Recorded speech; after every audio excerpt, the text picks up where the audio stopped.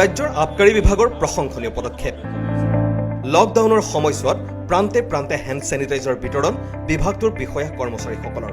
ডাঙৰ কথা, অসমে যিভাৱে যুদ্ধখন কৰিছে কৰোনাৰ বিৰুদ্ধে, সেইটো ভাৰতবৰ্ষই আকৌ অসমক লক্ষ্য কৰিছে। আমাৰ আবকাৰী মন্ত্ৰী পৰিমল শুক্লবৈদ্যই এক উদ্ভাৱনীমূলক চিন্তা চৰ্চাৰে WHOৰ গাইডলাইন মতে 11টাকৈ এনে খুৰা উৎপাদন কৰা কোম্পানী খুৰা উৎপাদনৰ পৰিৱৰ্তে হেণ্ড চেনিটাইজাৰ উৎপাদন কৰিবলৈ চুক্তি নিৰ্দেশ দিছিলে আৰু সেই মৰ্মে তেওঁলোকে CSR ভিত্তিত আপোনালোকৰ সুৰক্ষাৰ কাৰণে বিনামূলীয়াকৈ প্ৰকৃত হেণ্ড চেনিটাইজাৰ দিয়াৰ ব্যৱস্থা কৰা হৈছে।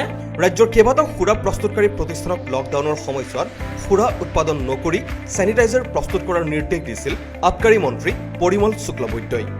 তাৰেই ফলস্বৰূপে জৰুৰী সেৱাৰ সৈতে জড়িত লোকসকলৰ মাজত চেনিটাইজাৰ বিতৰণ কৰে বিভাগটোৰ কৰ্মচাৰীসকলে। এইটো প্ৰয়োগৰ ক্ষেত্ৰত কেতবোৰ আমি নিয়ম মানি চলিব লাগে। প্ৰথম কথা হ'ল, এইটো কোনো কাৰণতে চকু, নাক, কাণ, মুখত যাব নালাগে আৰু কোনো কাৰণতে সৰু ল'ৰা ছোৱালীৰ পৰা দূৰত ৰাখিব লাগে আৰু আপোনালোকে নিজেও এইটো পটককৈ পোৱা ঠাইত ৰাখিব নালাগে, যাতে খোৱা পানী বুলি যাতে খাই দিব পাৰে, এইটো নহ'ব।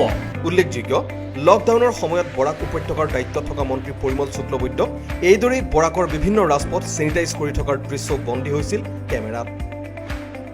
Bureau' report ND24।